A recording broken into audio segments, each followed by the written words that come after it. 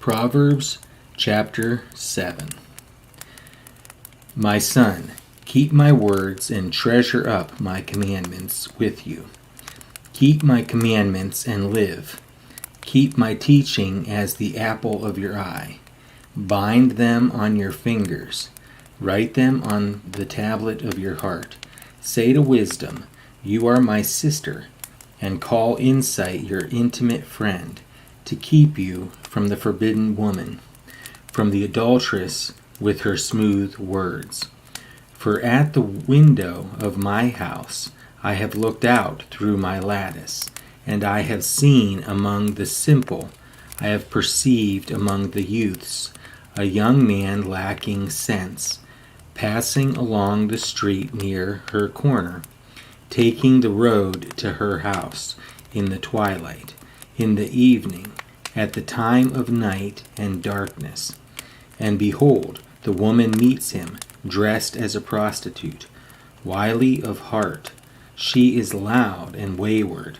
Her feet do not stay at home.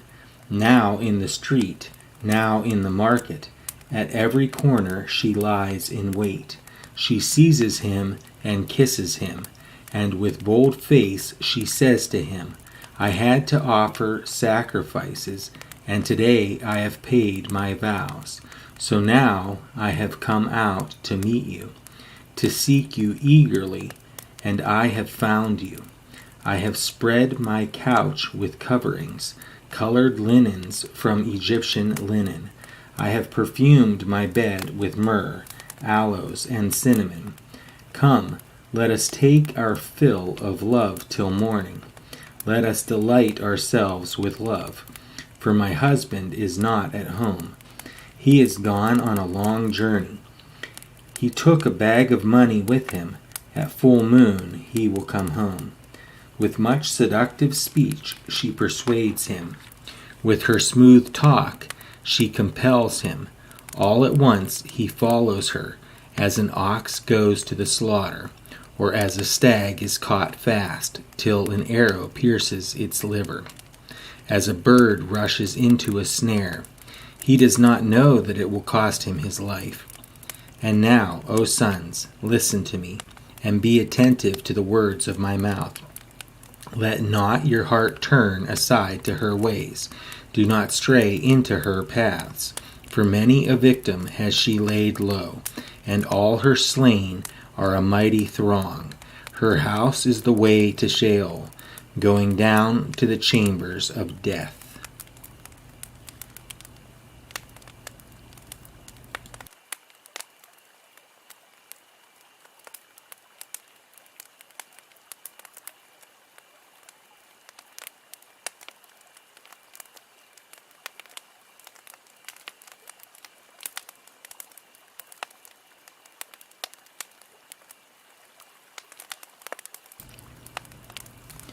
Psalm chapter 25. To you, O Lord, I lift up my soul.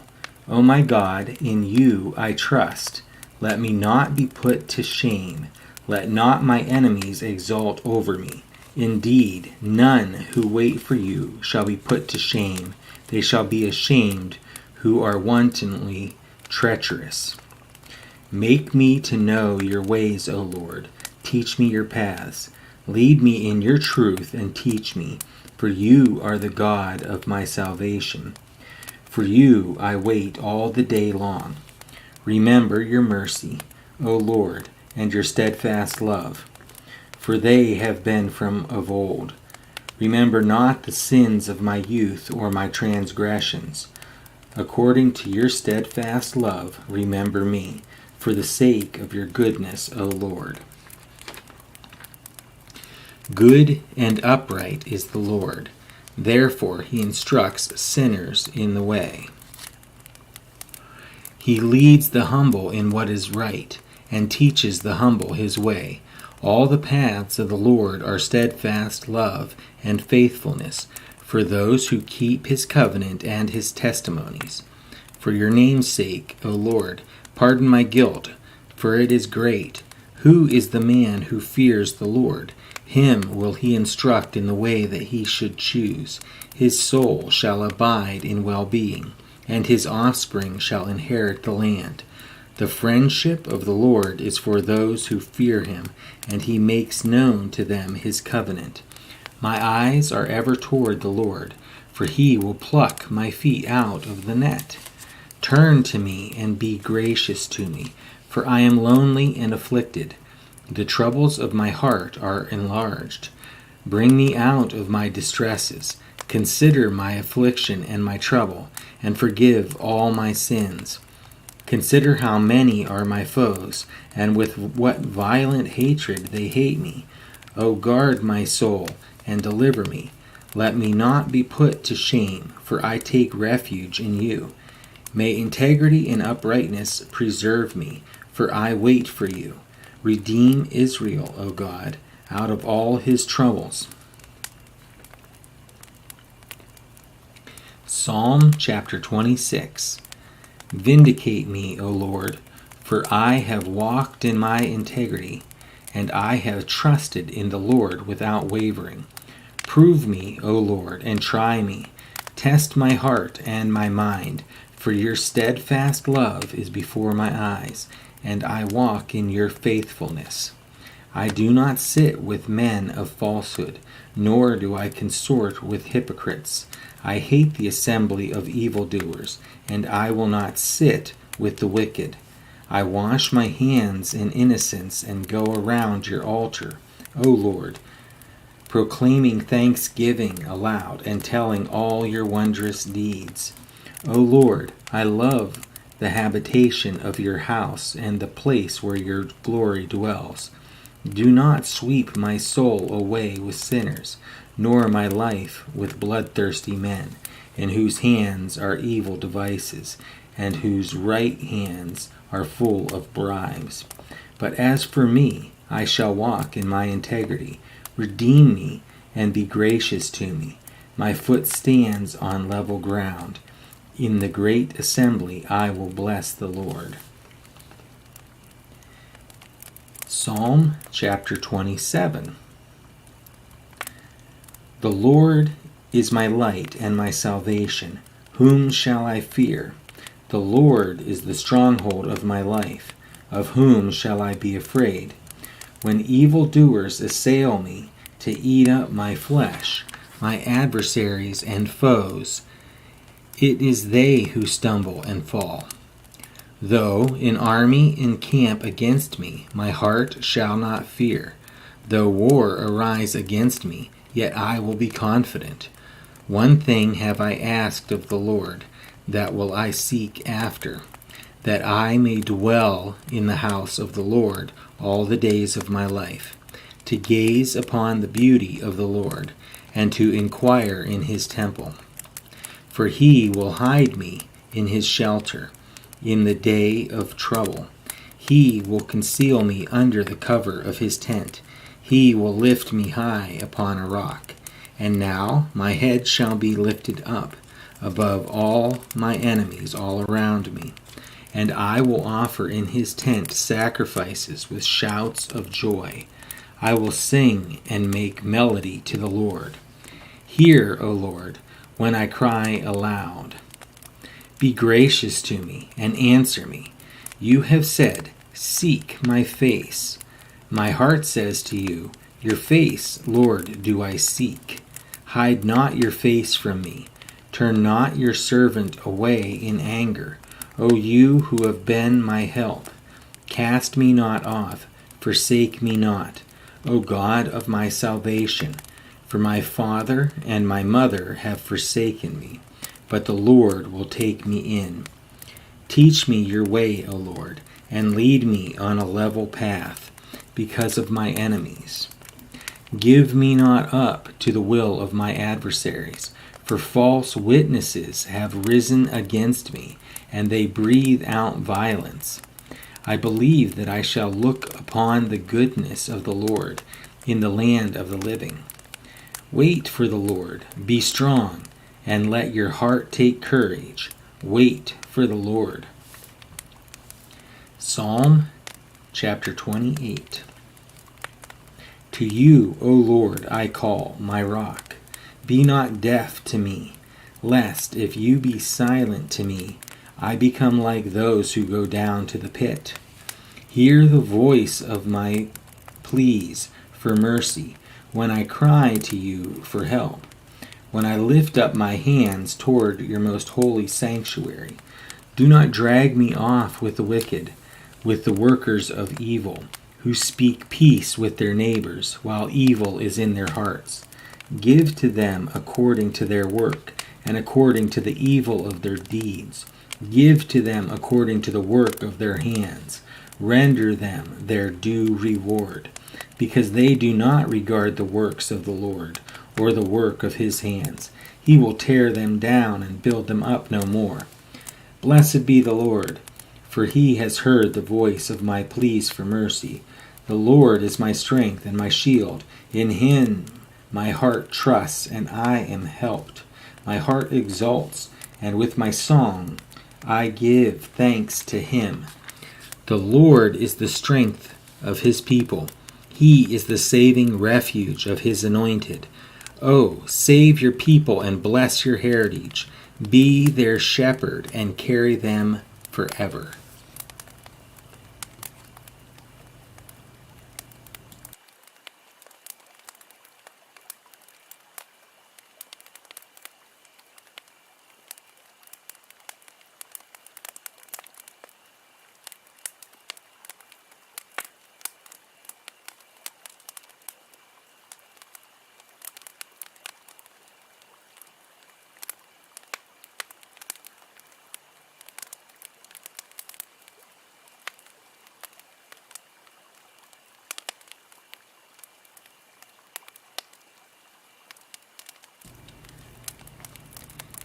Exodus chapter 8. Then the Lord said to Moses, Go in to Pharaoh and say to him, Thus says the Lord, Let my people go, that they may serve me. But if you refuse to let them go, behold, I will plague all your country with frogs.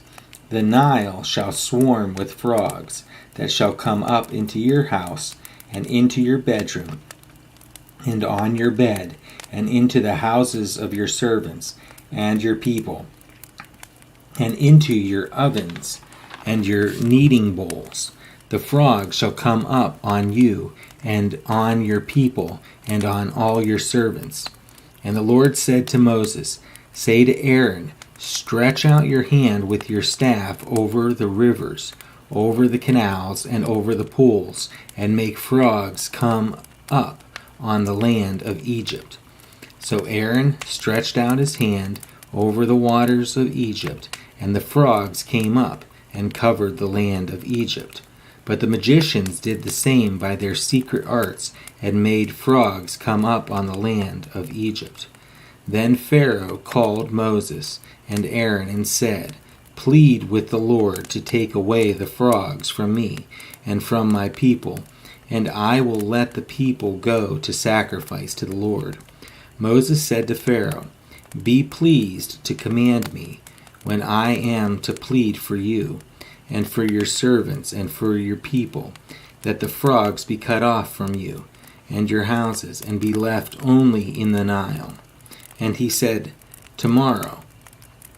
Moses said, Be it as you say, so that you may know that there is no one like the Lord our God. The frogs shall go away from you and your houses, and your servants and your people.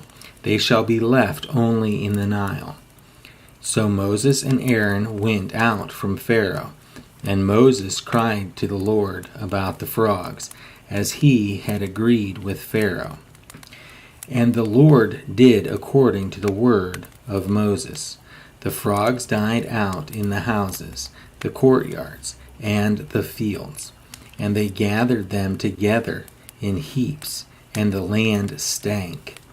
But when Pharaoh saw that there was a respite, he hardened his heart and would not listen to them, as the Lord had said.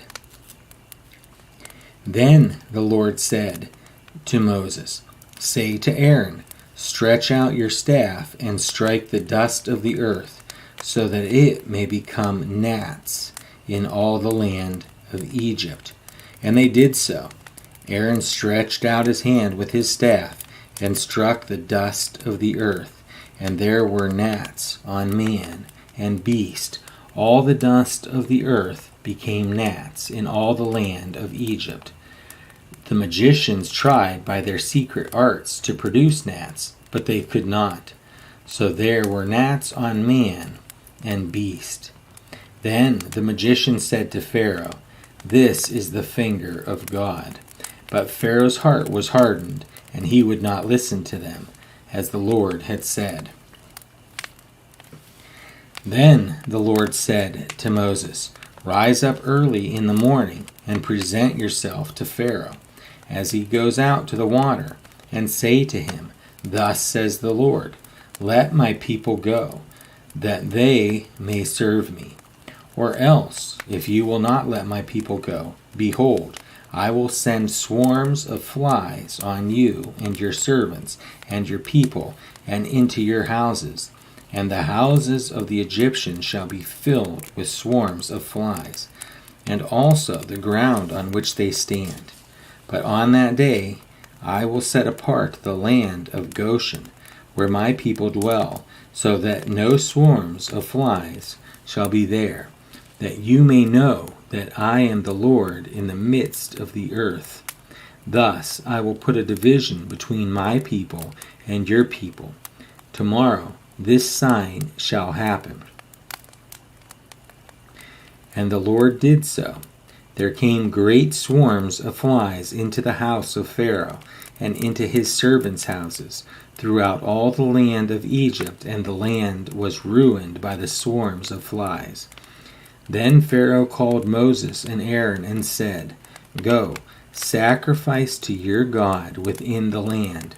But Moses said, "It would not be right to do so, for the offerings we shall sacrifice to the Lord our God are an abomination to the Egyptians.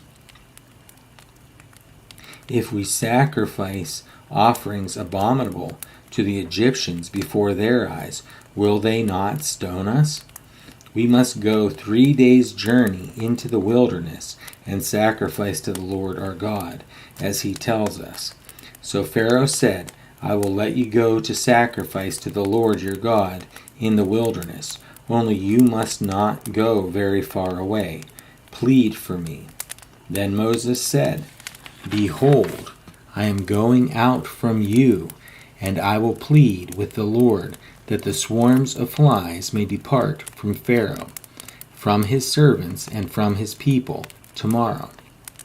Only let not Pharaoh cheat again by not letting the people go to sacrifice to the Lord." So Moses went out from Pharaoh and prayed to the Lord.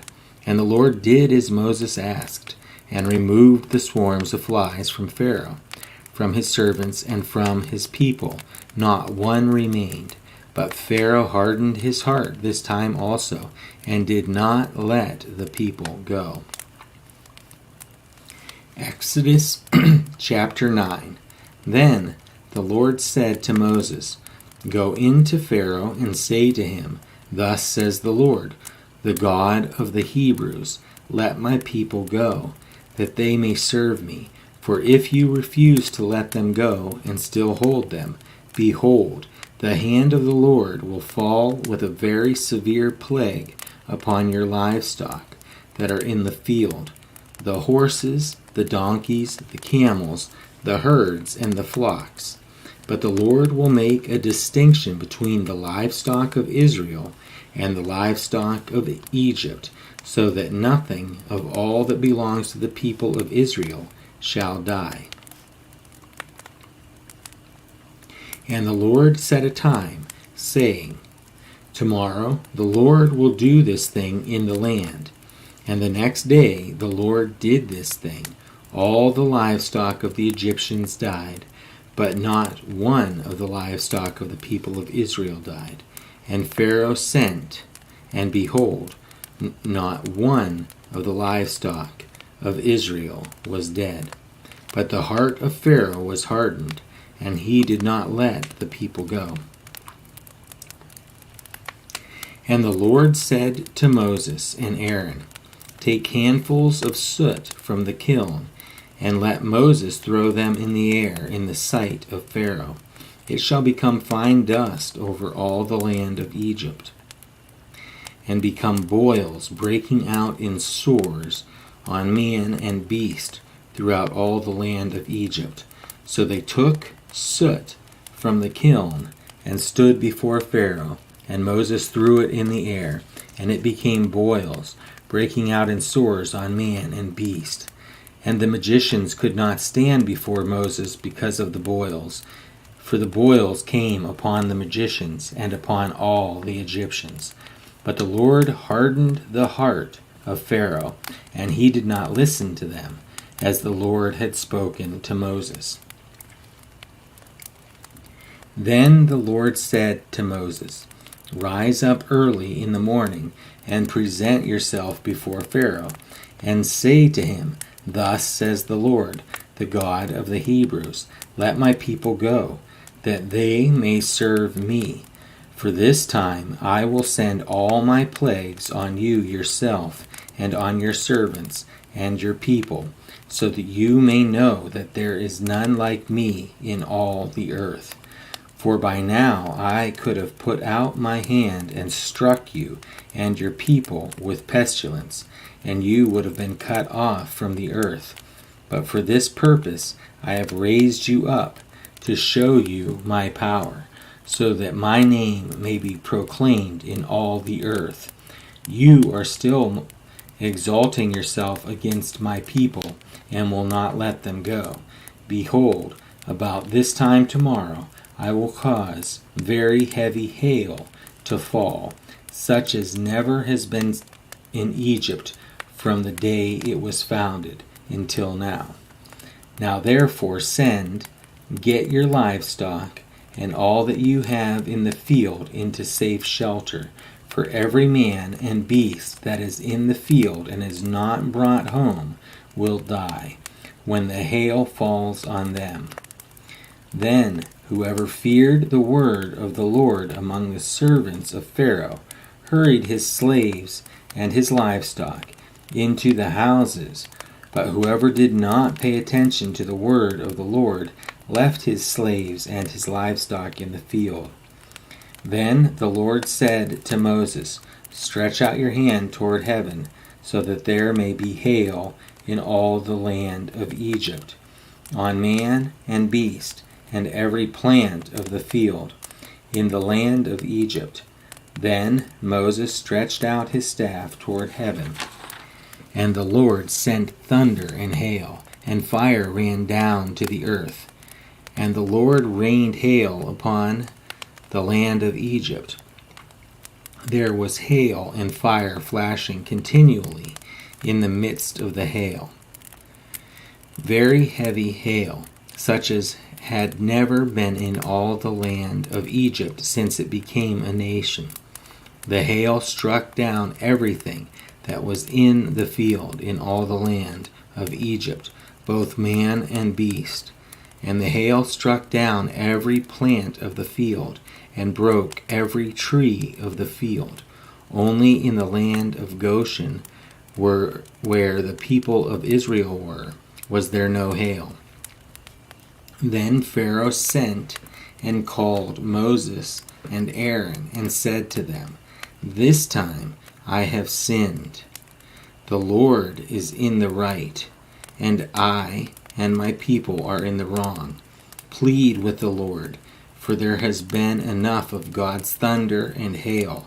I will let you go, and you shall stay no longer."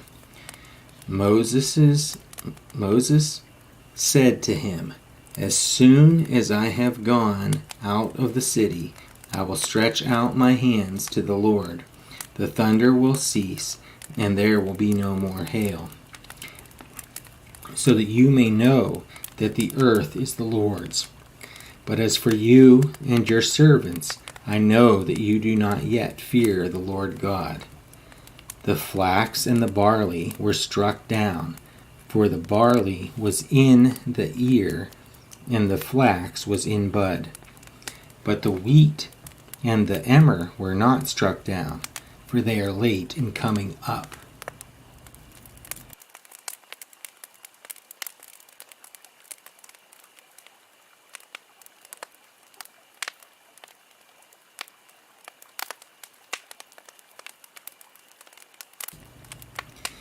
So Moses went out of the city from Pharaoh, and stretched out his hands to the Lord. And the thunder and the hail ceased, and the rain no longer poured upon the earth. But when Pharaoh saw that the rain and the hail and the thunder had ceased, he sinned yet again, and hardened his heart, he and his servants. So the heart of Pharaoh was hardened, and he did not let the people of Israel go, just as the Lord had spoken through Moses.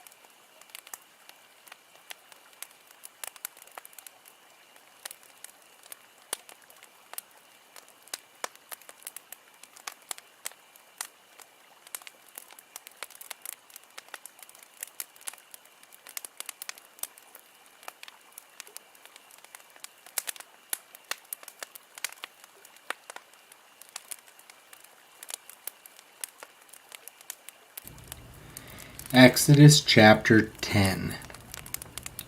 Then the Lord said to Moses, Go in to Pharaoh, for I have hardened his heart and the heart of his servants, that I may show these signs of mine among them, and that you may tell in the hearing of your son and of your grandson how I have dealt harshly with the Egyptians, and what signs I have done among them, that you may know that I am the Lord. So Moses and Aaron went in to Pharaoh and said to him, Thus says the Lord, the God of the Hebrews, How long will you refuse to humble yourself before me? Let my people go, that they may serve me. For if you refuse to let my people go, behold, tomorrow I will bring locusts into your country, and they shall cover the face of the land, so that no one can see the land. And they shall eat what is left to you after the hail. And they shall eat every tree of yours that grows in the field, and they shall fill your houses and the houses of all your servants and of all the Egyptians, as neither your fathers nor your grandfathers have seen, from the day they came on earth to this day. Then he turned and went out from Pharaoh. Then Pharaoh's servants said to him, How long shall this man be a snare to us? Let the men go, that they may serve the Lord their God. Do you not yet understand that Egypt is ruined? So Moses and Aaron were brought back to Pharaoh, and he said to them, Go serve the Lord your God, but which ones are to go? Moses said, We will go with our young and our old. We will go with our sons and daughters, and with our flocks and herds, for we must hold a feast to the Lord. But he said to them, The Lord be with you, if ever I let you and your little ones go. Look, you have some evil purpose in mind. No, go, the men among you, and serve the Lord, for that is what you are asking.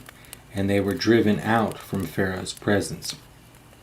Then the Lord said to Moses, Stretch out your hand over the land of Egypt for the locusts, so that they may come upon the land of Egypt, and eat every plant in the land, all that the hail has left. So Moses stretched out his staff over the land of Egypt, and the Lord brought an east wind upon the land all that day and all that night. When it was morning, the east wind had brought the locusts. The locusts came up over all the land of Egypt and settled in the whole country of Egypt, such a dense swarm of locusts as had never been before, nor ever will be again. They covered the face of the whole land, so that the land was darkened, and they ate all the plants in the land, and all the fruit of the trees that the hail had left. Not a green thing remained, neither tree nor plant of the field, through all the land of Egypt. Then Pharaoh hastily called Moses and Aaron and said, I have sinned against the Lord your God, and against you. Now therefore forgive my sin, please, only this once, and plead with the Lord your God only to remove this death from me. So he went out from Pharaoh and pleaded with the Lord. And the Lord turned the wind into a very strong west wind, which lifted the locusts and drove them into the Red Sea. Not a single locust was left in all the country of Egypt, but the Lord hardened Pharaoh's heart, and he did not let the people of Israel go. Then the Lord said to Moses, Stretch out your hand toward heaven, that there may be darkness over the land of Egypt, a darkness to be felt. So Moses stretched out his hand toward heaven, and there was pitch darkness in all the land of Egypt 3 days. They did not see one another, nor did anyone rise from his place for 3 days. But all the people of Israel had light where they lived.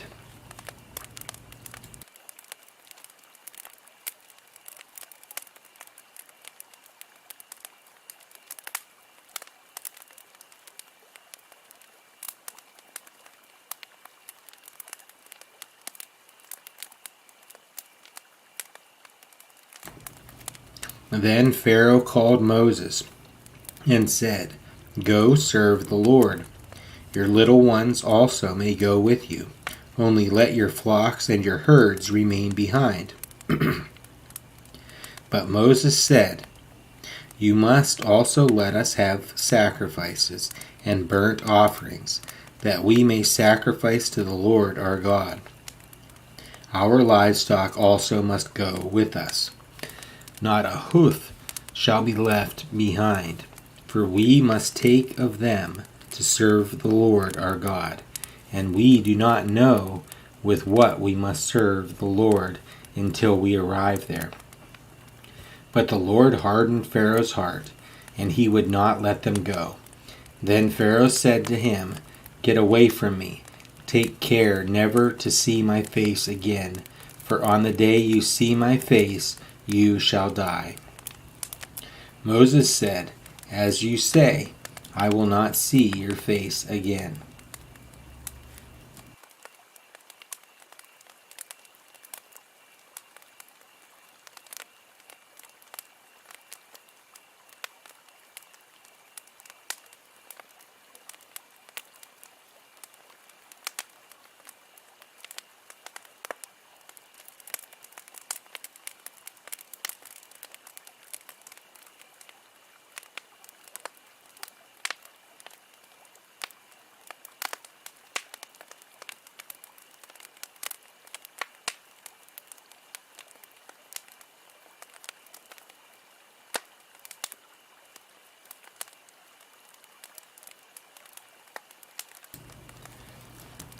Exodus chapter 11. The Lord said to Moses, "Yet one plague more I will bring upon Pharaoh and upon Egypt. Afterward he will let you go from here. When he lets you go, he will drive you away completely. Speak now in the hearing of the people, that they ask, every man of his neighbor and every woman of her neighbor, for silver and gold jewelry." And the Lord gave the people favor in the sight of the Egyptians. Moreover, the man Moses was very great in the land of Egypt, in the sight of Pharaoh's servants, and in the sight of the people. So Moses said, "Thus says the Lord, about midnight I will go out in the midst of Egypt, and every firstborn in the land of Egypt shall die, from the firstborn of Pharaoh, who sits on his throne, even to the firstborn of the slave girl, who is behind the handmill, and all the firstborn of the cattle. There shall be a great cry throughout all the land of Egypt, such as there has never been, nor ever will be again. But not a dog shall growl against any of the people of Israel, either man or beast, that you may know that the Lord makes a distinction between Egypt and Israel. And all these your servants shall come down to me and bow down to me, saying, Get out, you and all the people who follow you. And after that I will go out. And he went out from Pharaoh in hot anger. Then the Lord said to Moses, Pharaoh will not listen to you, that my wonders may be multiplied in the land of Egypt. Moses and Aaron did all these wonders before Pharaoh, and the Lord hardened Pharaoh's heart, and he did not let the people of Israel go out of his land. Exodus chapter 12. The Lord said to Moses and Aaron in the land of Egypt, This month shall be for you the beginning of months. It shall be the first month of the year for you. Tell all the congregation of Israel that on the 10th day of this month every man shall take a lamb according to their fathers' houses, a lamb for a household. And if the household is too small for a lamb, then he and his nearest neighbor shall take according to the number of persons, according to what each can eat, you shall make your count for the lamb. Your lamb shall be without blemish, a male a year old. You may take it from the sheep or from the goats, and you shall keep it until the 14th day of this month, when the whole assembly of the congregation of Israel shall kill their lambs at twilight. Then they shall take some of the blood and put it on the 2 doorposts and the lintel of the houses in which they eat it. They shall eat the flesh that night, roasted on the fire. With unleavened bread and bitter herbs they shall eat it. Do not eat any of it raw or boiled in water, but roasted, its head with its legs and its inner parts, and you shall let none of it remain until the morning. Anything that remains until the morning you shall burn. In this manner you shall eat it, with your belt fastened, your sandals on your feet, and your staff in your hand. And you shall eat it in haste. It is the Lord's Passover. For I will pass through the land of Egypt that night, and I will strike all the firstborn in the land of Egypt, both man and beast. And on all the gods of Egypt I will execute judgments. I am the Lord. The blood shall be a sign for you on the houses where you are. And when I see the blood, I will pass over you. And no plague will befall you to destroy you when I strike the land of Egypt. This day shall be for you a memorial day, and you shall keep it as a feast to the Lord throughout your generations. As a statute forever, you shall keep it as a feast. 7 days you shall eat unleavened bread. On the first day you shall remove leaven out of your houses. Or if anyone eats what is leavened, from the first day until the 7th day, that person shall be cut off from Israel. On the first day you shall hold a holy assembly, and on the 7th day a holy assembly. No work shall be done on those days, but what everyone needs to eat, that alone may be prepared by you. And you shall observe the feast of unleavened bread. For on this very day I brought your hosts out of the land of Egypt.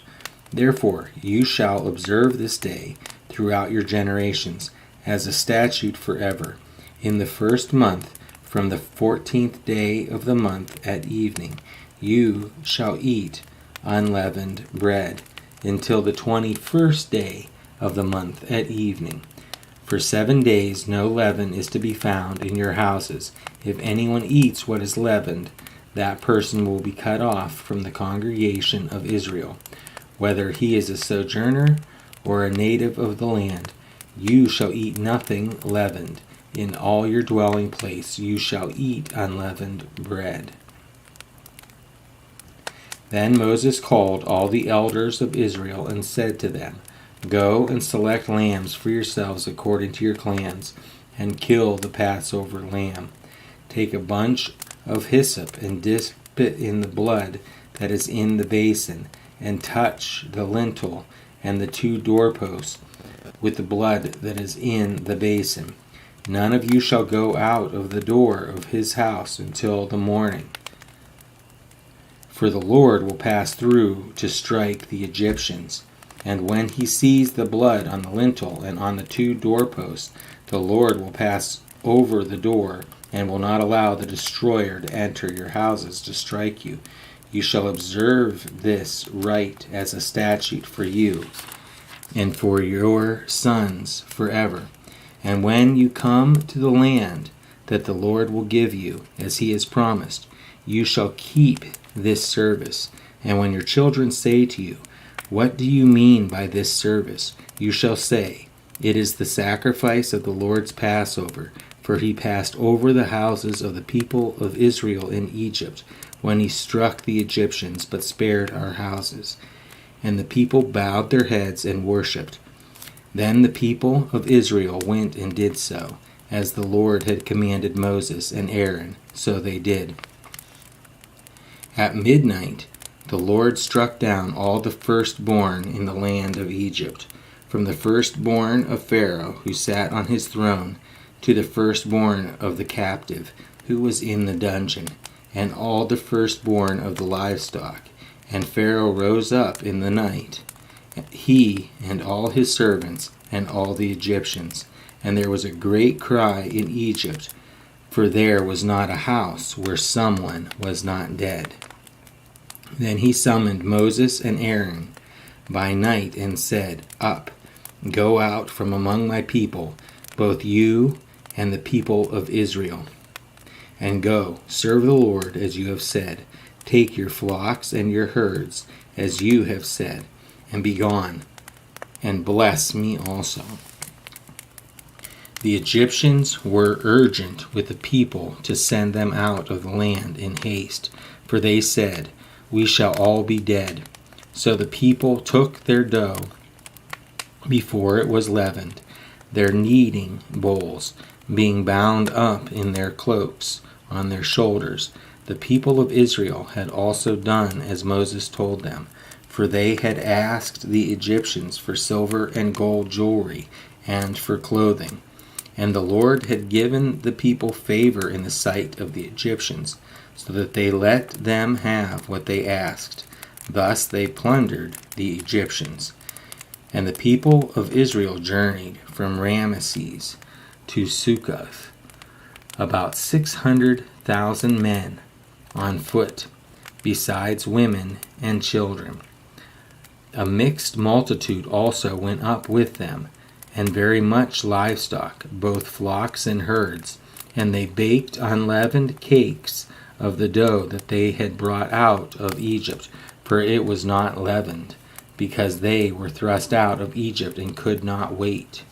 Nor had they prepared any provisions for themselves. The time that the people of Israel lived in Egypt was 430 years. At the end of 430 years, on that very day, all the hosts of the Lord went out from the land of Egypt. It was a night of watching by the Lord to bring them out of the land of Egypt. So this same night is a night of watching kept to the Lord by all the people of Israel throughout their generations. And the Lord said to Moses and Aaron, This is the statute of the Passover. No foreigner shall eat of it, but every slave that is bought for money may eat of it after you have circumcised him. No foreigner or hired worker may eat of it. It shall be eaten in one house. You shall not take any of the flesh outside the house, and you shall not break any of its bones. All the congregation of Israel shall keep it. If a stranger shall sojourn with you, and would keep the Passover to the Lord, let all his males be circumcised. Then he may come near and keep it. He shall be as a native of the land, but no uncircumcised person shall eat of it. There shall be one law for the native and for the stranger who sojourns among you. All the people of Israel did just as the Lord commanded Moses and Aaron. And on that very day the Lord brought the people of Israel out of the land of Egypt by their hosts.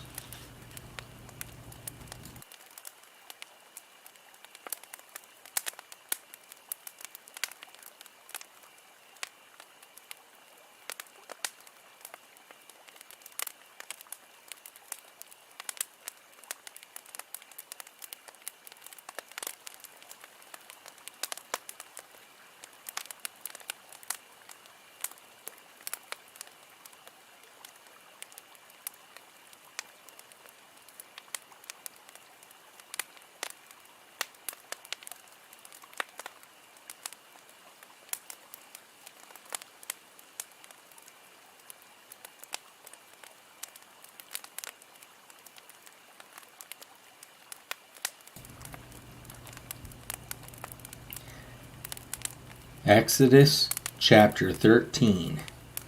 The Lord said to Moses, Consecrate to me all the firstborn.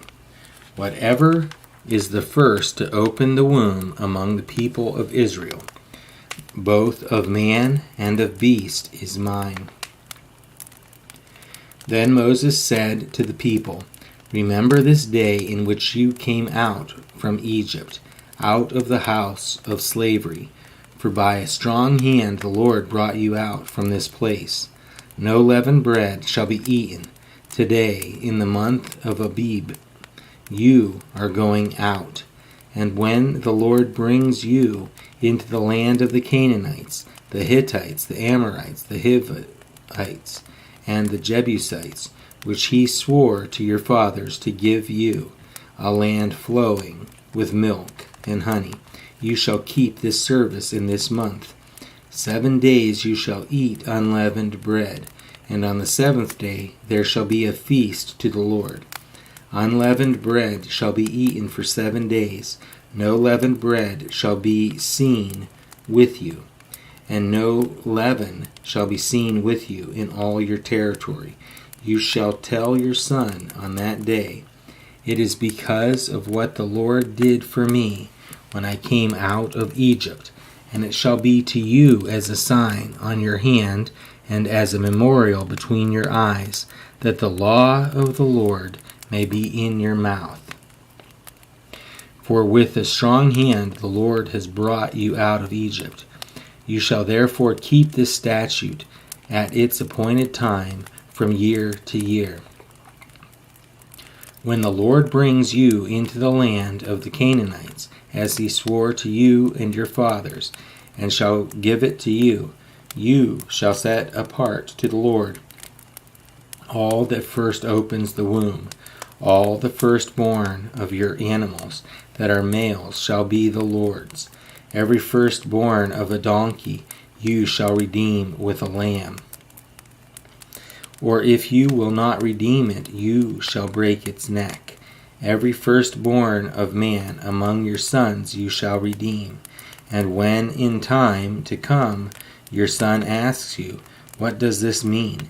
you shall say to him, "By a strong hand the Lord brought us out of Egypt, from the house of slavery. For when Pharaoh stubbornly refused to let us go, the Lord killed all the firstborn in the land of Egypt, both the firstborn of man and the firstborn of animals. Therefore I sacrifice to the Lord all the males that first open the womb, but all the firstborn of my sons I redeem. It shall be as a mark on your hand, or frontlets between your eyes, for by a strong hand the Lord brought us out of Egypt." When Pharaoh let the people go, God did not lead them by way of the land of the Philistines, although that was near. For God said, "Lest the people change their minds when they see war and return to Egypt." But God led the people around by the way of the wilderness toward the Red Sea. And the people of Israel went up out of the land of Egypt equipped for battle. Moses took the bones of Joseph with him, for Joseph had made the sons of Israel solemnly swear, saying, "God will surely visit you, and you shall carry up my bones with you from here." And they moved on from Succoth and encamped at Etham, on the edge of the wilderness.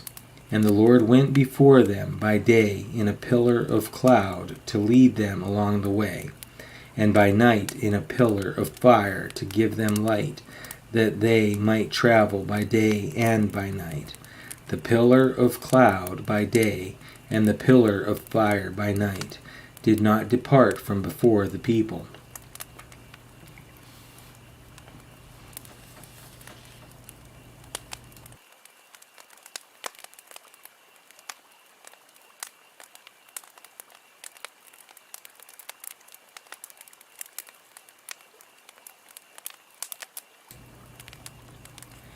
Exodus chapter 14. Then the Lord said to Moses, "Tell the people of Israel to turn back and encamp in front of Pihahiroth, and between Migdol and the sea, in front of Baal-zephon, and you shall encamp facing it by the sea. For Pharaoh will say of the people of Israel, 'They are wandering in the land. The wilderness has shut them in.'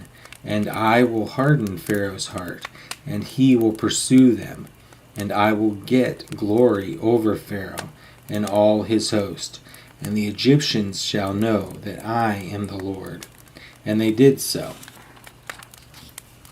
When the king of Egypt was told that the people had fled, the mind of Pharaoh and his servants was changed toward the people. And they said, "What is this we have done, that we have let Israel go from serving us?" So he made ready his chariot, and took his army with him, and took 600 chosen chariots, and all the other chariots of Egypt, with officers over all of them.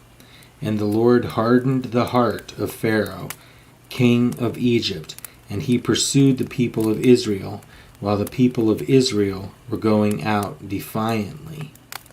The Egyptians pursued them, all Pharaoh's horses and chariots, and his horsemen and his army, and overtook them encamped at the sea by Pihahiroth, in front of Baal-zephon. When Pharaoh drew near, the people of Israel lifted up their eyes, and behold, the Egyptians were marching after them, and they feared greatly. And the people of Israel cried out to the Lord. They said to Moses, "Is it because there are no graves in Egypt that you have taken us away to die in the wilderness? What have you done to us in bringing us out of Egypt? Is not this what we said to you in Egypt? Leave us alone that we may serve the Egyptians? For it would have been better for us to serve the Egyptians than to die in the wilderness." And Moses said to the people, "Fear not, stand firm, and see the salvation of the Lord, which he will work for you today. For the Egyptians whom you see today, you shall never see again. The Lord will fight for you, and you have only to be silent." The Lord said to Moses, "Why do you cry to me? Tell the people of Israel to go forward. Lift up your staff and stretch out your hand over the sea and divide it, that the people of Israel may go through the sea on dry ground. And I will harden the hearts of the Egyptians so that they shall go in after them. And I will get glory over Pharaoh and all his hosts, his chariots, and his horsemen. And the Egyptians shall know that I am the Lord, when I have gotten glory over Pharaoh, his chariots, and his horsemen."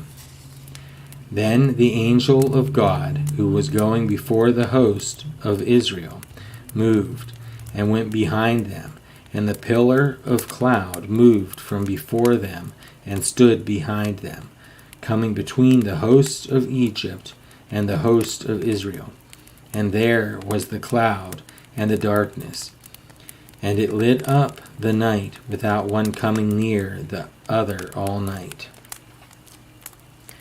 Then Moses stretched out his hand over the sea, and the Lord drove the sea back by a strong east wind all night, and made the sea dry land. And the waters were divided, and the people of Israel went into the midst of the sea on dry ground, the waters being a wall to them on their right hand and on their left. The Egyptians pursued and went in after them into the midst of the sea, all Pharaoh's horses, his chariots, and his horsemen. And in the morning watch the Lord in the pillar of fire and of cloud looked down on the Egyptian forces and threw the Egyptian forces into a panic, clogging their chariot wheels so that they drove heavily. And the Egyptians said, "Let us flee from before Israel, for the Lord fights for them against the Egyptians." Then the Lord said to Moses, "Stretch out your hand over the sea, that the water may come back upon the Egyptians, upon their chariots, and upon their horsemen." So Moses stretched out his hand over the sea, and the sea returned to its normal course when the morning appeared. And as the Egyptians fled into it, the Lord threw the Egyptians into the midst of the sea. The waters returned and covered the chariots and the horsemen of all the host of Pharaoh that had followed them into the sea. Not one of them remained. But the people of Israel walked on dry ground through the sea, the waters being a wall to them on their right hand and on their left. Thus the Lord saved Israel that day from the hand of the Egyptians, and Israel saw the Egyptians dead on the seashore. Israel saw the great power that the Lord used against the Egyptians. So the people feared the Lord, and they believed in the Lord and in his servant Moses.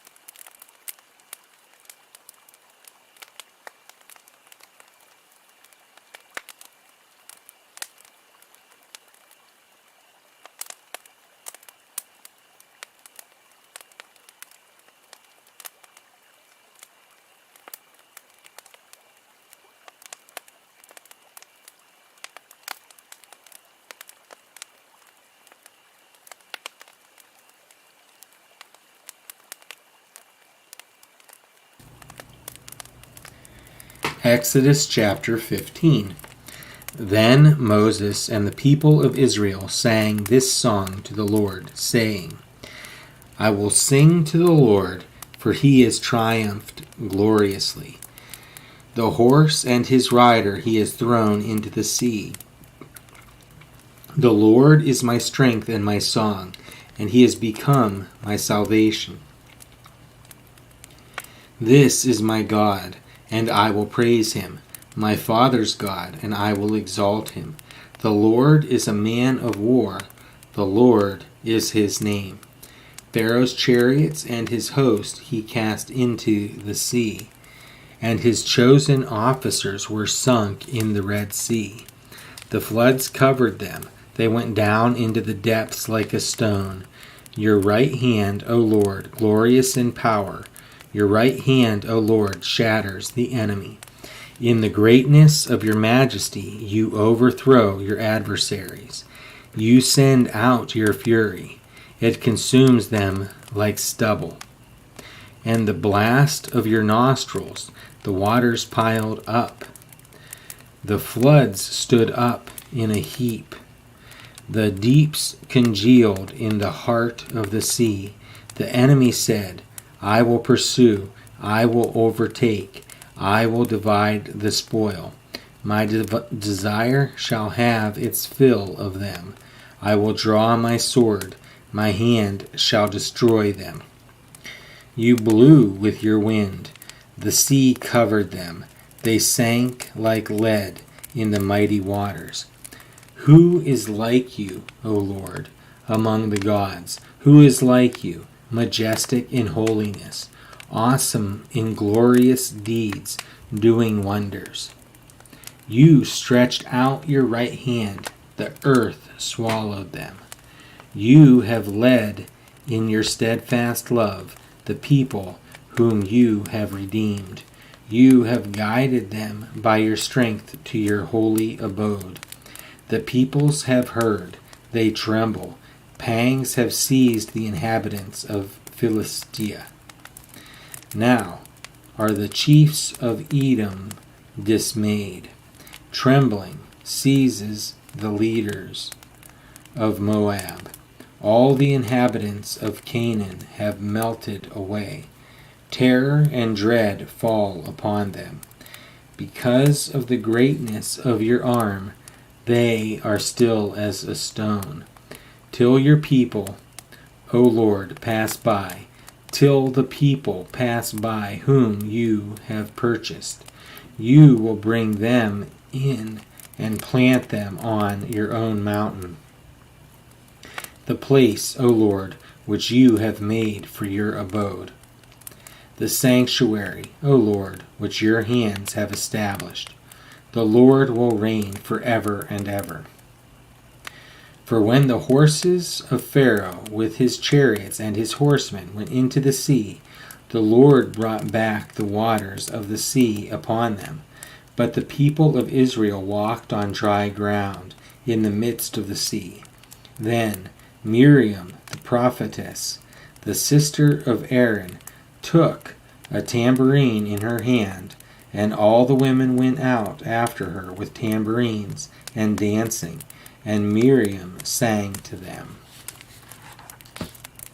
Sing to the Lord, for he has triumphed gloriously. The horse and his rider he has thrown into the sea.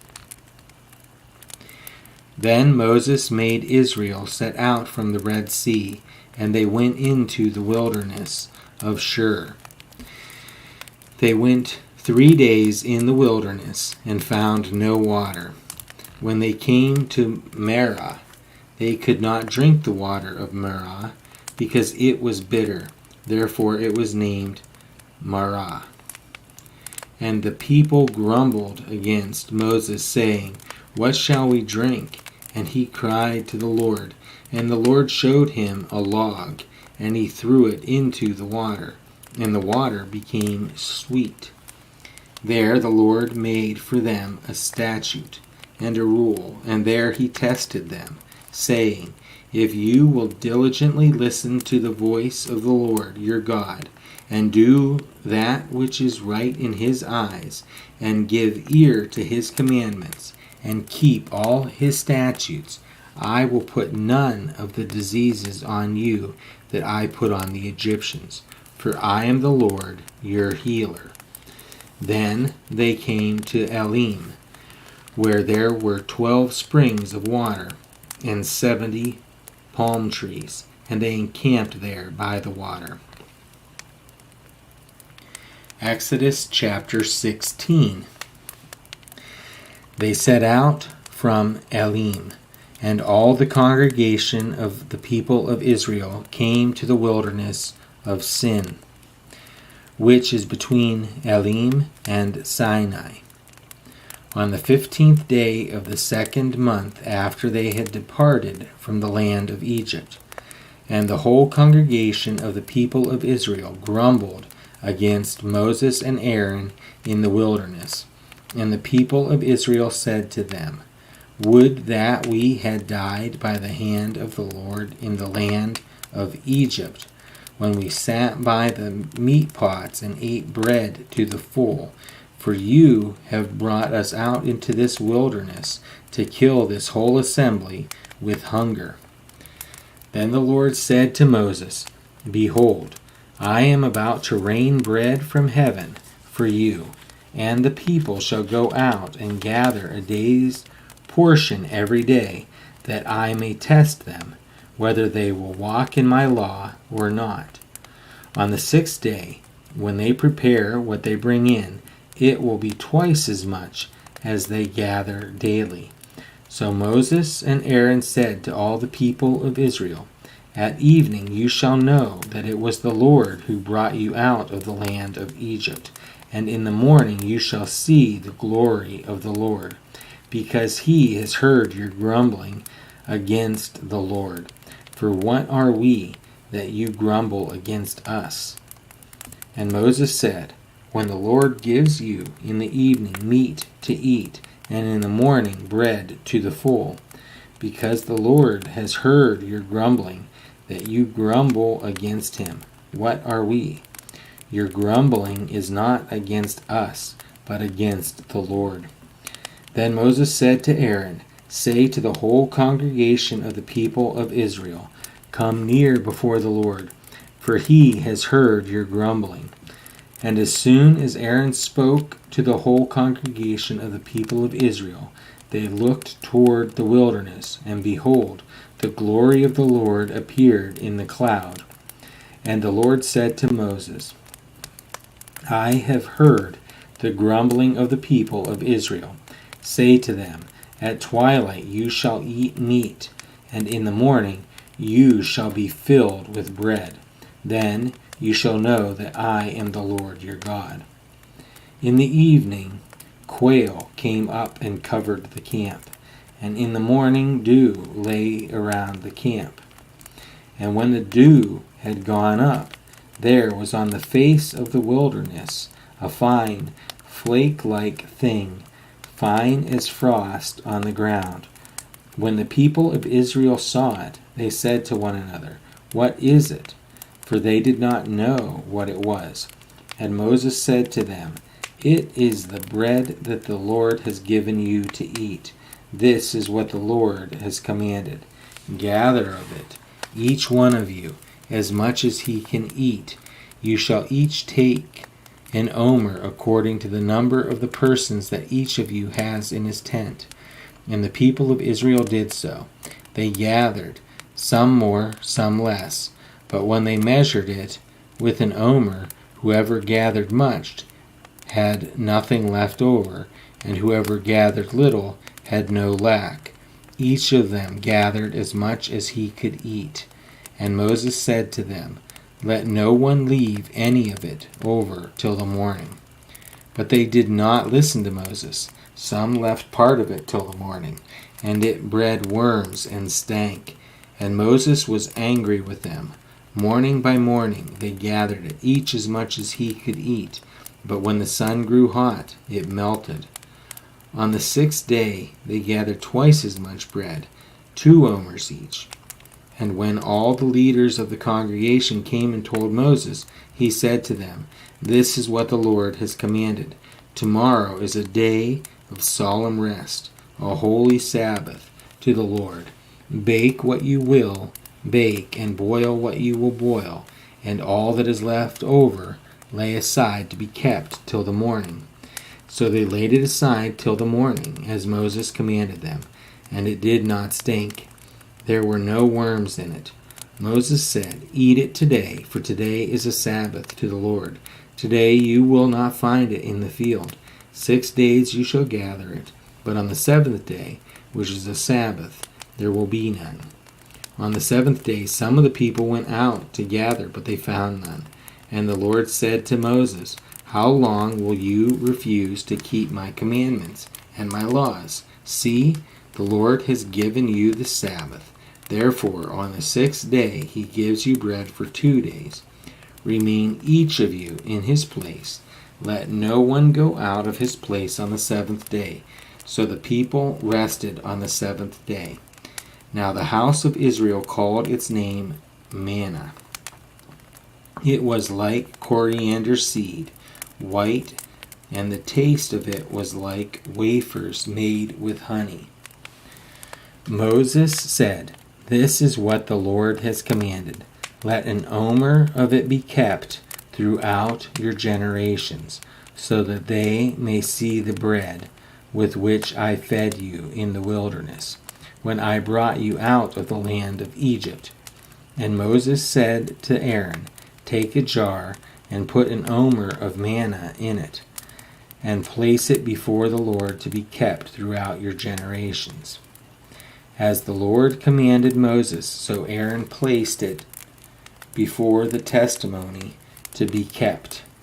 The people of Israel ate the manna 40 years, till they came to a habitable land. They ate the manna till they came to the border of the land of Canaan. An omer is the 10th part of an ephah. Exodus chapter 17. All the congregation of Israel, of the people of Israel, moved on from the wilderness of Sin by stages, according to the commandment of the Lord, and camped at Rephidim. But there was no water for the people to drink.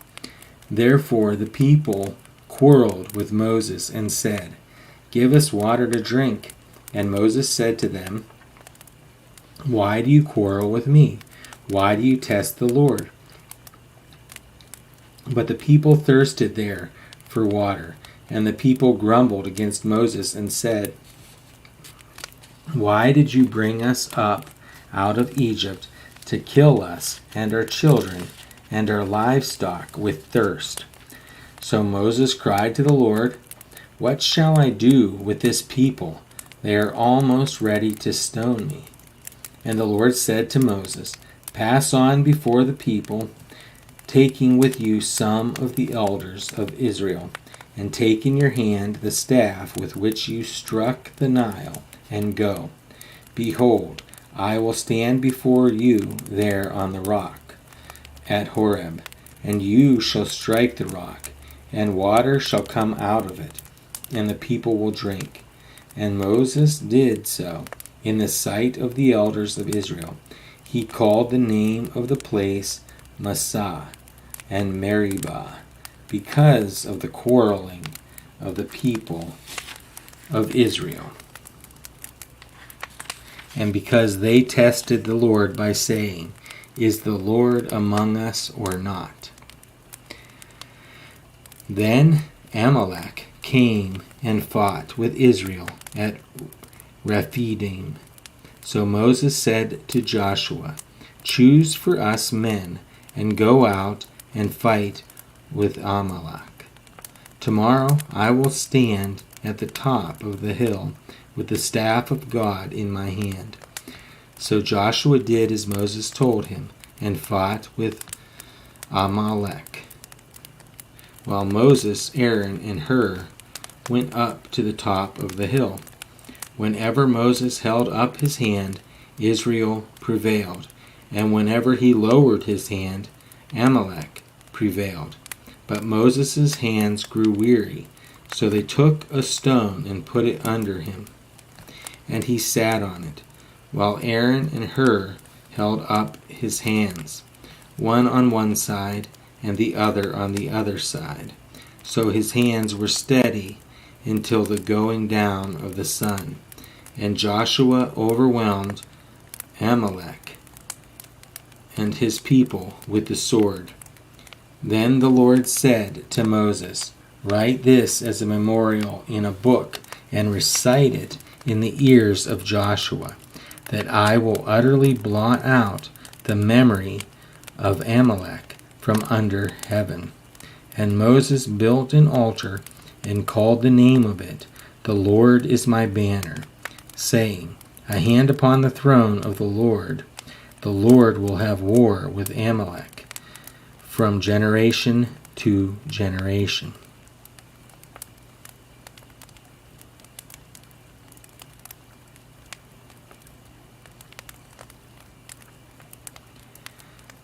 Exodus chapter 18. Jethro, the priest of Midian, Moses' father-in-law, heard of all that God had done for Moses and for Israel his people, how the Lord had brought Israel out of Egypt. Now Jethro, Moses' father-in-law, had taken Zipporah, Moses' wife, after he had sent her home, along with her 2 sons. The name of the one was Gershom, for he said, "I have been a sojourner in a foreign land." And the name of the other, Eleazar, for he said, "The God of my father was my help, and delivered me from the sword of Pharaoh." Jethro, Moses' father-in-law, came with his sons and his wife to Moses in the wilderness, where he was encamped at the mountain of God. And when he sent word to Moses, "I, your father-in-law Jethro, am coming to you with your wife and her 2 sons," Moses went out to meet his father-in-law and bowed down and kissed him. And they asked each other of their welfare and went into the tent. Then Moses told his father-in-law all that the Lord had done to Pharaoh and to the Egyptians for Israel's sake, all the hardship that had come upon them in the way, and how the Lord had delivered them. And Jethro rejoiced for all the good that the Lord had done to Israel, in that he had delivered them out of the hand of the Egyptians. Jethro said, "Blessed be the Lord, who has delivered you out of the hand of the Egyptians and out of the hand of Pharaoh, and has delivered the people from under the hand of the Egyptians. Now, I know that the Lord is greater than all gods, because in this affair they dealt arrogantly with the people." And Jethro, Moses' father-in-law, brought a burnt offering and sacrifices to God. And Aaron came with all the elders of Israel to eat bread with Moses' father-in-law before God. The next day Moses sat to judge the people, and the people stood around Moses from morning till evening. When Moses' father-in-law saw all that he was doing for the people, he said, "What is this that you are doing for the people? Why do you sit alone, and all the people stand around you from morning till evening?" And Moses said to his father-in-law, "Because the people came to me to inquire of God. When they have a dispute, they come to me, and I decide between one person and another, and I make them know the statutes of God and his laws." Moses' father-in-law said to him, "What you are doing is not good. You and the people with you will certainly wear yourselves out, for the thing is too heavy for you. You are not able to do it alone. Now obey my voice. I will give you advice, and God be with you. You shall represent the people before God, and bring their cases to God. And you shall warn them about the statutes and the laws, and make them know the way in which they must walk, and what they must do. Moreover, look for able men from all the people, men who fear God, who are trustworthy and hate a bribe, and place such men over the people as chiefs of thousands, of hundreds, of fifties, and of tens.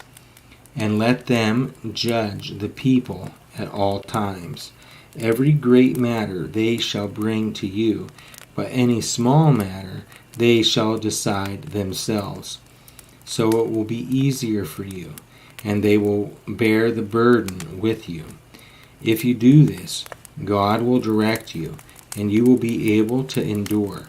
And all this people also will go to their place in peace. So Moses listened to the voice of his father-in-law, and did all that he had said.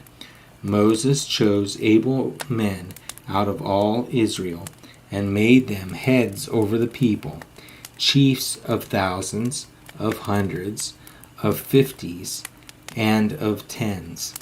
And they judged the people at all times. Any hard case they brought to Moses, but any small matter they decided themselves. Then Moses let his father-in-law depart, and he went away to his own country.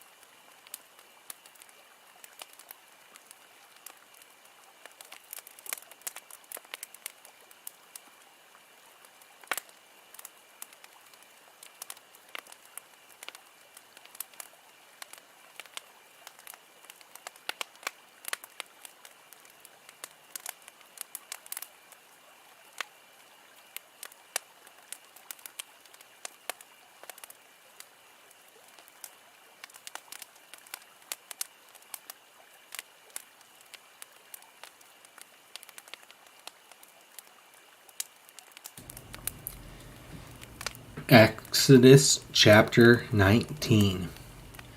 On the third new moon, after the people of Israel had gone out of the land of Egypt, on that day they came into the wilderness of Sinai. They set out from Rephidim and came into the wilderness of Sinai. And they encamped in the wilderness. There Israel encamped before the mountain, while Moses went up to God. The Lord called to him out of the mountain, saying, Thus you shall say to the house of Jacob, and tell the people of Israel, You yourselves have seen what I did to the Egyptians, and how I bore you on eagle's wings, and brought you to myself. Now, therefore, if you will indeed obey my voice, and keep my covenant, you shall be my treasured possession among all peoples, for all the earth is mine. And you shall be to me a kingdom of priests and a holy nation. These are the words that you shall speak to the people of Israel. So Moses came and called the elders of the people, and set before them all these words that the Lord had commanded him. All the people answered together and said, All that the Lord has spoken we will do. And Moses reported the words of the people to the Lord. And the Lord said to Moses, Behold, I am coming to you in a thick cloud, that the people may hear when I speak with you, and may also believe you forever. When Moses told the words of the people to the Lord said to Moses, Go to the people and consecrate them today and tomorrow, and let them wash their garments, and be ready for the third day. For on the third day the Lord will come down on Mount Sinai in the sight of all the people, and you shall set limits for the people all around, saying, Take care not to go up into the mountain, or touch the edge of it. Whoever touches the mountain shall be put to death. No hand shall touch him, but he shall be stoned or shot. Whether beast or man, he shall not live. When the trumpet sounds a long blast, they shall come up to the mountain. So Moses went down from the mountain to the people and consecrated the people, and they washed their garments. And he said to the people, Be ready for the third day. Do not go near a woman. On the morning of the third day, there were thunders and lightnings, and a thick cloud on the mountain, and a very loud trumpet blast, so that all the people in the camp trembled. Then Moses brought the people out of the camp to meet God, and they took their stand at the foot of the mountain. Now Mount Sinai was wrapped in smoke, because the Lord had descended on it in fire. The smoke of it went up like the smoke of a kiln, and the whole mountain trembled greatly, and the sound of the trumpet grew louder and louder. Moses spoke, and God answered him in thunder. The Lord came down on Mount Sinai to the top of the mountain. And the Lord called Moses to the top of the mountain, and Moses went up. And the Lord said to Moses, Go down and warn the people, lest they break through to the Lord to look, and many of them perish. Also let the priests who come near to the Lord consecrate themselves, lest the Lord break out against them. And Moses said to the Lord, The people cannot come up to Mount Sinai, for you yourself warned us, saying, Set limits around the mountain and consecrate it. And the Lord said to him, Go down and come up, bringing Aaron with you. But do not let the priests and the people break through to come up to the Lord, lest he break out against them.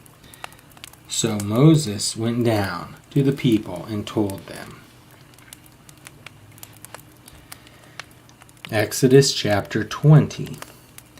And God spoke all these words, saying, I am the Lord your God, who brought you out of the land of Egypt, out of the house of slavery. You shall have no other gods before me. You shall not make for yourself a carved image or any likeness of anything that is in heaven above, or that is in the earth beneath, or that is in the water under the earth. You shall not bow down to them or serve them, for I, the Lord your God, am a jealous God, visiting the iniquity of the fathers on the children to the third and fourth generation of those who hate me, but showing steadfast love to thousands of those who love me and keep my commandments.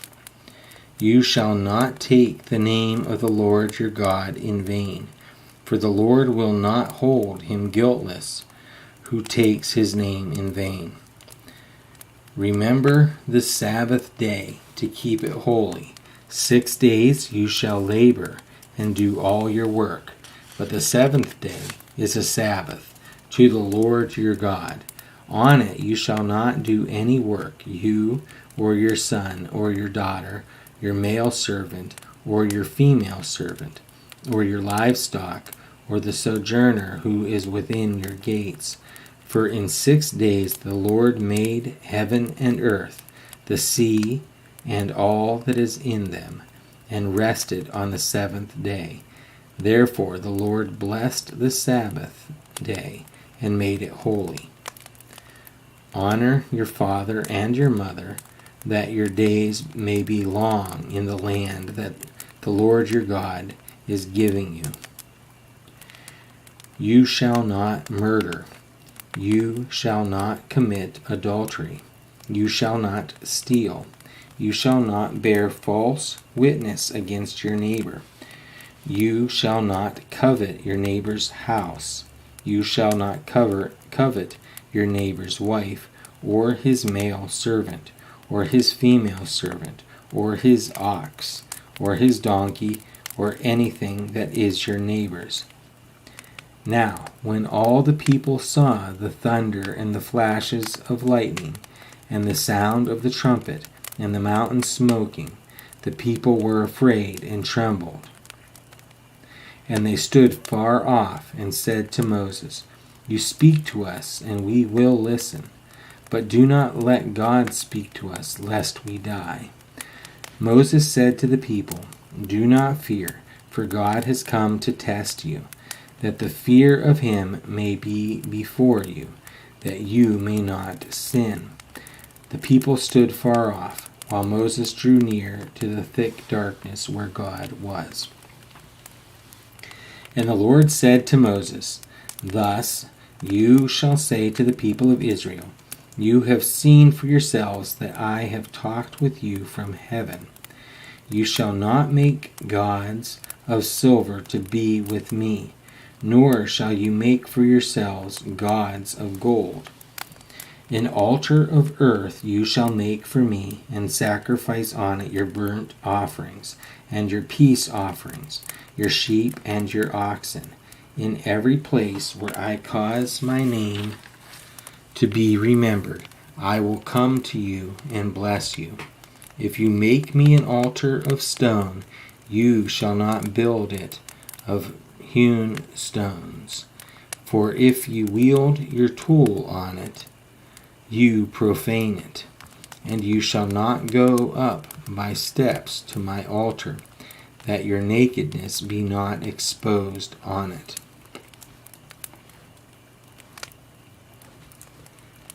Exodus chapter 21. Now these are the rules that you shall set before them. When you buy a Hebrew slave, he shall serve 6 years, and in the 7th he shall go out free, for nothing. If he comes in single, he shall go out single. If he comes in married, then his wife shall go out with him. If his master gives him a wife, and she bears him sons or daughters, the wife and her children shall be her master's, and he shall go out alone. But if the slave plainly says, I love my master, my wife, and my children, I will not go out free, then his master shall bring him to God, and he shall bring him to the door or the doorpost, and his master shall bore his ear through with an awl, and he shall be his slave forever. When a man sells his daughter as a slave, she shall not go out as the male slaves do. If she does not please her master, who has designated her for himself, then he shall let her be redeemed. He shall have no right to sell her to a foreign people, since he has broken faith with her. If he designates her for his son, he shall deal with her as with a daughter. If he takes another wife to himself, he shall not diminish her food, her clothing, or her marital rights. And if he does not do these 3 things for her, she shall go out for nothing, without payment of money. Whoever strikes a man so that he dies shall be put to death. But if he did not lie in wait for him, but God let him fall into his hands, then I will appoint for you a place to which he may flee. But if a man willfully attacks another to kill him by cunning, you shall take him from my altar that he may die. Whoever strikes his father or his mother shall be put to death. Whoever steals a man and sells him, and anyone found in possession of him, shall be put to death. Whoever curses his father or his mother shall be put to death. When men quarrel, and one strikes the other with a stone or with his fist, and the man does not die, but takes to his bed, then if the man rises again and walks outdoors with his staff, he who struck him shall be clear. Only he shall pay for the loss of his time, and shall have him thoroughly healed. When a man strikes his slave, male or female, with a rod, and the slave dies under his hand, he shall be avenged. But if the slave survives a day or two, he is not to be avenged, for the slave is his money. When men strive together and hit a pregnant woman, so that her children come out, but there is no harm, the one who hit her shall surely be fined, as the woman's husband shall impose on him, and he shall pay as the judges determine. But if there is harm, then you shall pay life for life, eye for eye, tooth for tooth, hand for hand, foot for foot, burn for burn, wound for wound, stripe for stripe. When a man strikes the eye of his slave, male or female, and destroys it, he shall let the slave go free because of his eye. If he knocks out the tooth of his slave, male or female, he shall let the slave go free because of his tooth. When an ox gores a man or a woman to death, the ox shall be stoned, and its flesh shall not be eaten. But the owner of the ox shall not be liable. But if the ox has been accustomed to gore in the past, and its owner has been warned, but has not kept it in, and it kills a man or a woman, the ox shall be stoned, and its owner also shall be put to death. If a ransom is imposed on him, then he shall give it for the redemption of his life, whatever is imposed on him. If it gores a man's son or daughter, he shall be dealt with according to this same rule. If the ox gores a slave, male or female, the owner shall give to their master 30 shekels of silver, and the ox shall be stoned. When a man opens a pit, or when a man digs a pit and does not cover it, and an ox or donkey falls into it, the owner of the pit shall make restoration. He shall give money to its owner, and the dead beast shall be his. When one man's ox butts another's, so that it dies, then they shall sell the live ox and share its price, and the dead beast also they shall share. Or, if it is known that the ox has been accustomed to gore in the past, and its owner has not kept it in, he shall repay ox for ox, and the dead beast shall be his. Exodus chapter 22. If a man steals an ox or a sheep and kills it or sells it, he shall repay 5 oxen for an ox, and 4 sheep for a sheep. If a thief is found breaking in and is struck so that he dies, there shall be no blood guilt for him. But if the sun has risen on him, there shall be blood guilt for him. He shall surely pay. If he has nothing, then he shall be sold for his theft. If the stolen beast is found alive in his possession, whether it is an ox or a donkey or a sheep, he shall pay double. If a man causes a field or vineyard to be grazed over, or lets his beast loose and it feeds in another man's field, he shall make restitution from the best of his own field and his own vineyard. If fire breaks out and catches in thorns so that the stacked grain or the standing grain or the field is consumed, he who has started the fire shall make full restitution. If a man gives to his neighbor money or goods to keep safe, and it is stolen from the man's house, then if the thief is found, he shall pay double. If the thief is not found, the owner of the house shall come near to God to show whether or not he has put his hand to his neighbor's property. For every breach of trust, whether it is for an ox, for a donkey, for a sheep, for a cloak, or for any kind of lost thing, of which one says, "This is it," the case of both parties shall come before God. The one whom God condemns shall pay double to his neighbor. If a man gives to his neighbor a donkey, or an ox, or a sheep, or any beast to keep safe, and it dies, or is injured, or is driven away, without anyone seeing it, an oath by the Lord shall be between them both, to see whether or not he has put his hand to his neighbor's property. The owner shall accept the oath, and he shall not make restitution.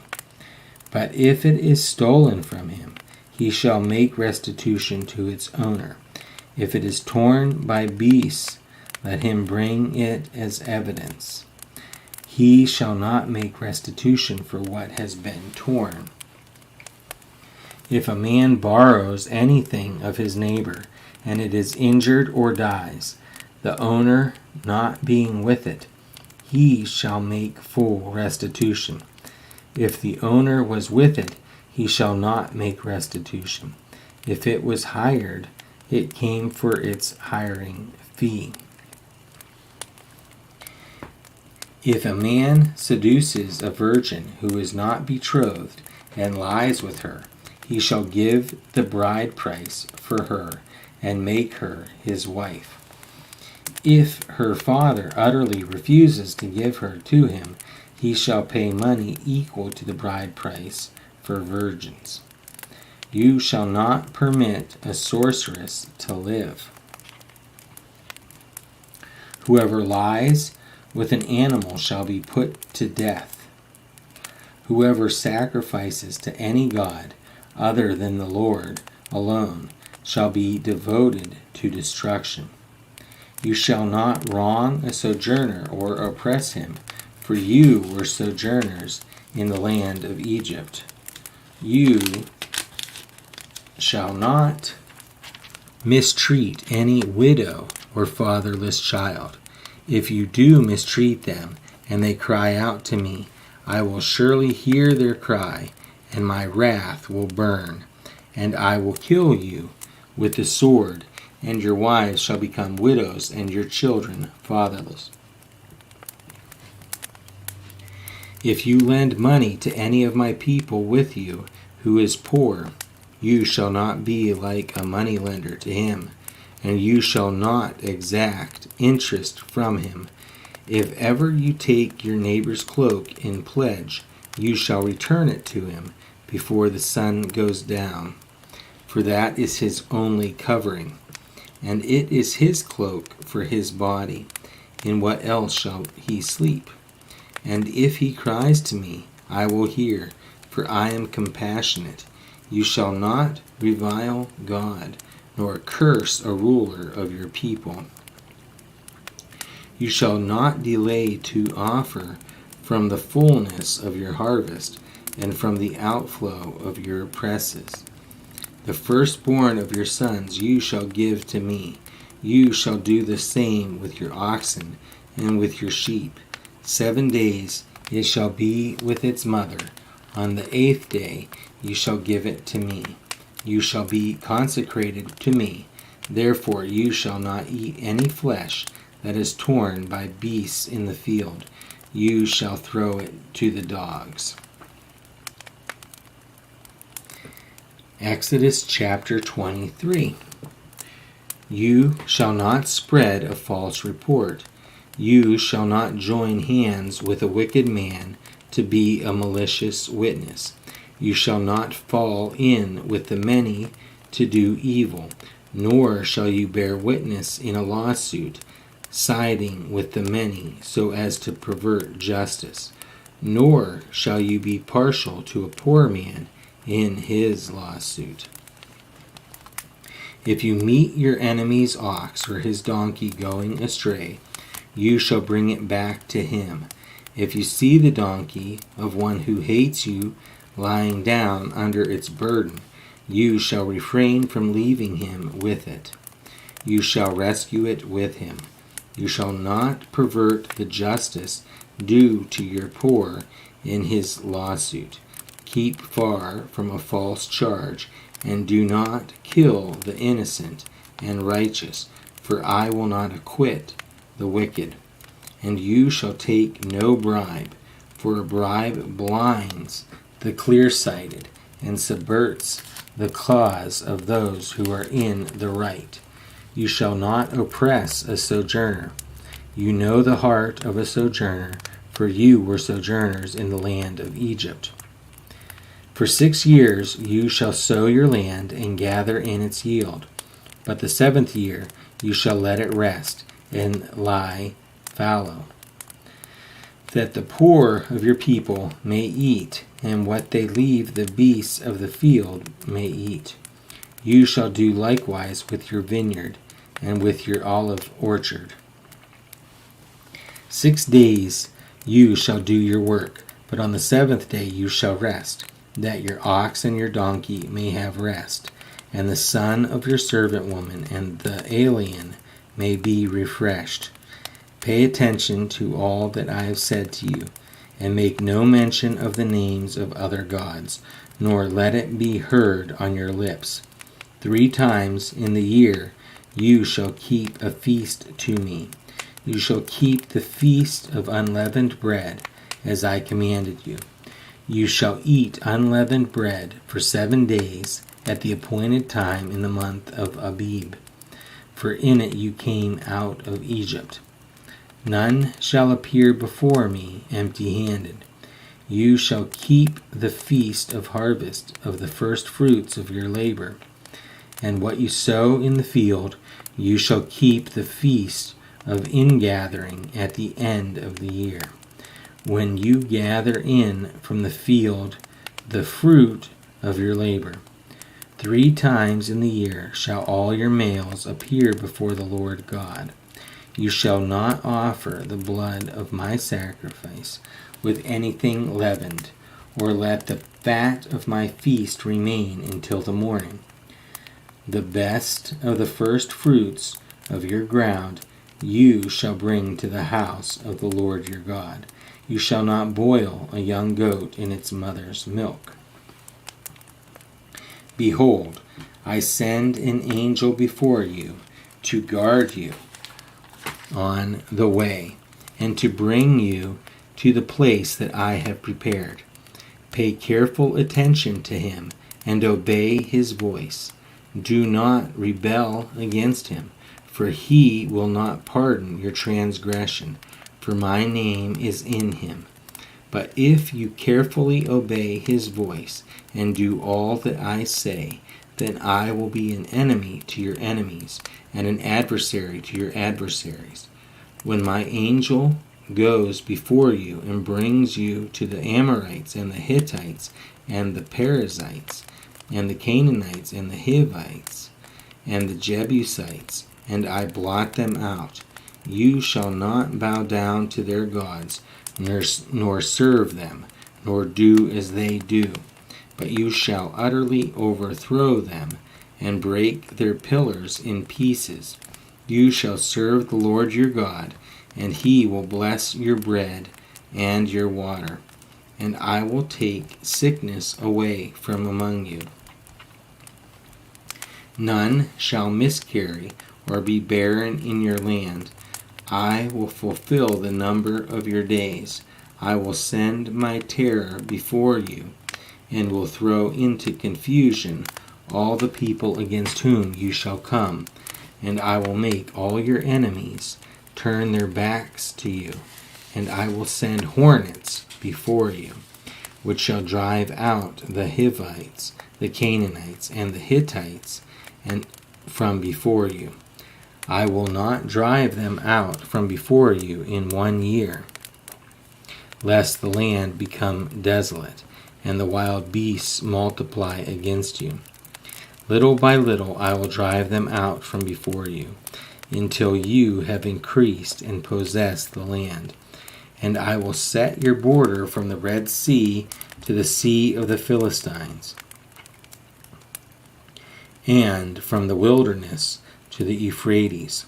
For I will give the inhabitants of the land into your hand, and you shall drive them out before you. You shall make no covenant with them and their gods. They shall not dwell in your land, lest they make you sin against me. For if you serve their gods, it will surely be a snare to you.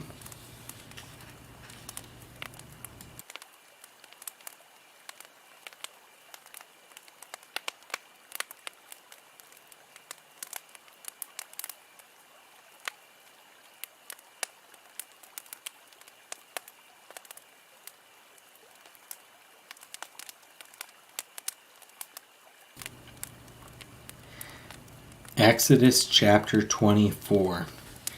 Then he said to Moses, Come up to the Lord, you and Aaron, Nadab and Abihu, and 70 of the elders of Israel, and worship from afar. Moses alone shall come near to the Lord, but the others shall not come near, and the people shall not come up with him. Moses came and told the people all the words of the Lord and all the rules. And all the people answered with one voice and said, All the words that the Lord has spoken we will do. And Moses wrote down all the words of the Lord. He rose early in the morning and built an altar at the foot of the mountain, and 12 pillars according to the 12 tribes of Israel. And he sent young men of the people of Israel, who offered burnt offerings and sacrificed peace offerings of oxen to the Lord. And Moses took half of the blood and put it in basins, and half of the blood he threw against the altar. Then he took the book of the covenant and read it in the hearing of the people. And they said, All that the Lord has spoken we will do, and we will be obedient. And Moses took the blood and threw it on the people and said, Behold, the blood of the covenant that the Lord has made with you in accordance with all these words. Then Moses and Aaron, Nadab and Abihu, and 70 of the elders of Israel went up, and they saw the God of Israel. There was under his feet as it were a pavement of sapphire stone, like the very heaven for clearness. And he did not lay his hand on the chief men of the people of Israel. They beheld God, and ate and drank. The Lord said to Moses, Come up to me on the mountain, and wait there, that I may give you the tablets of stone, with the law and the commandment, which I have written for their instruction. So Moses rose with his assistant Joshua, and Moses went up into the mountain of God. And he said to the elders, Wait here for us until we return to you. And behold, Aaron and Hur are with you. Whoever has a dispute, let him go to them. Then Moses went up on the mountain, and the cloud covered the mountain. The glory of the Lord dwelt on Mount Sinai, and the cloud covered it for 6 days. And on the 7th day he called to Moses out of the midst of the cloud. Now the appearance of the glory of the Lord was like a devouring fire on the top of the mountain, in the sight of the people of Israel. Moses entered the cloud and went up on the mountain. And Moses was on the mountain 40 days and 40 nights.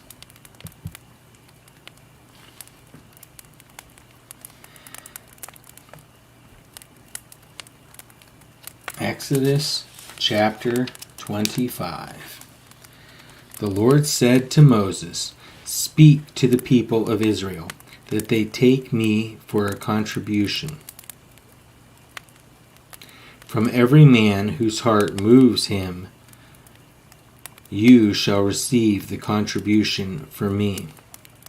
And this is the contribution that you shall receive from them: gold, silver, and bronze, blue and purple and scarlet yarns, and fine twined linen, goats' hair, tanned rams' skins, goat skins, acacia wood, oil for the lamps, spices for the anointing oil, and for the fragrant incense, onyx stones and stones for setting, for the ephod and for the breastpiece.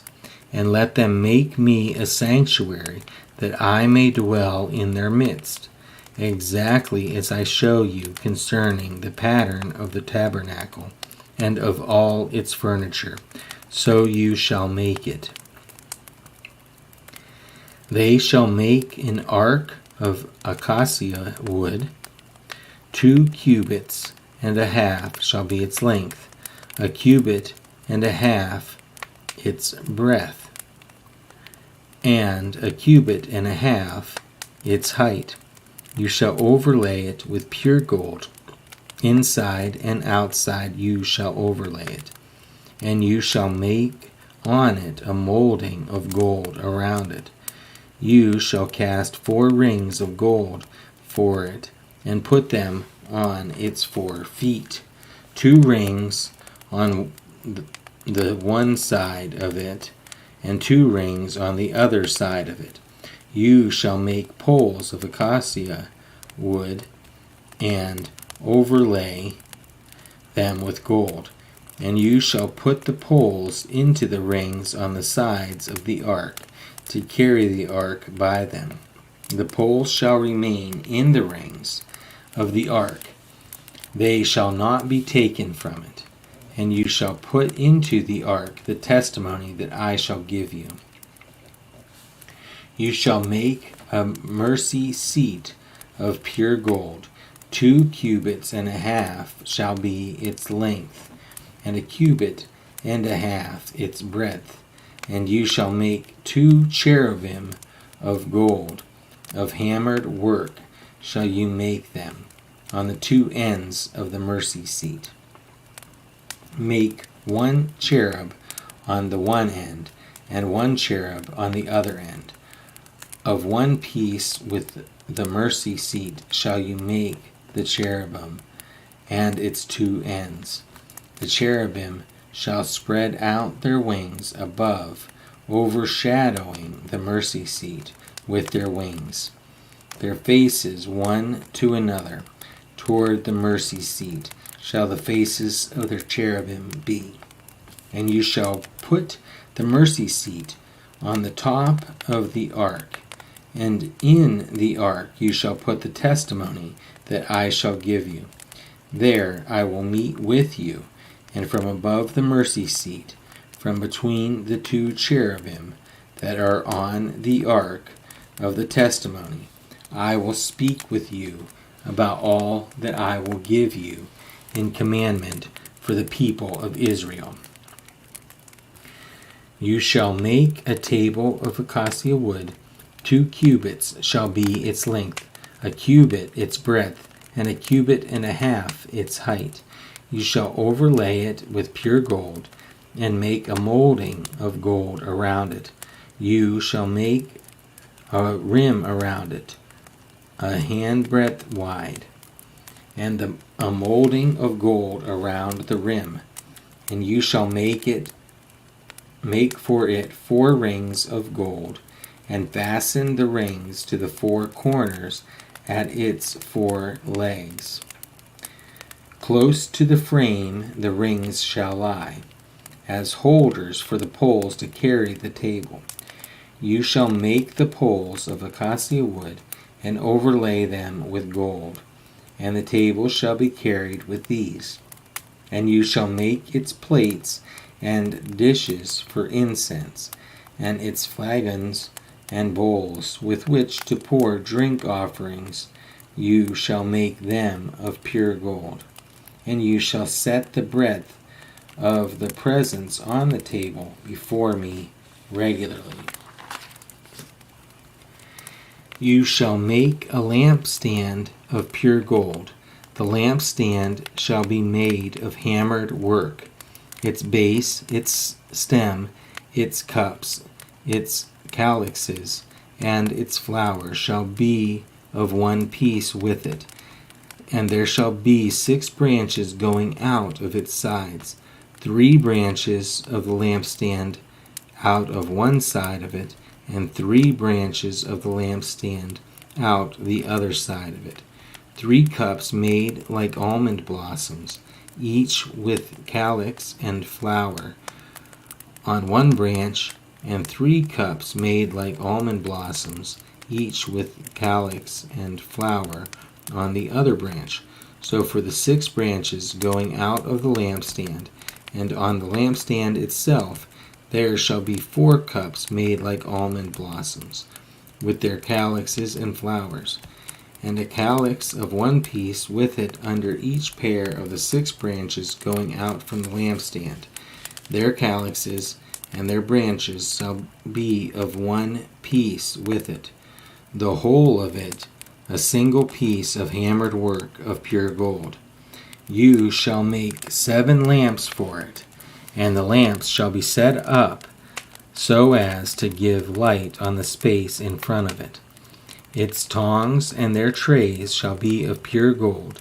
It shall be made with all these utensils out of a talent of pure gold. And see that you make them after the pattern for them, which is being shown you on the mountain.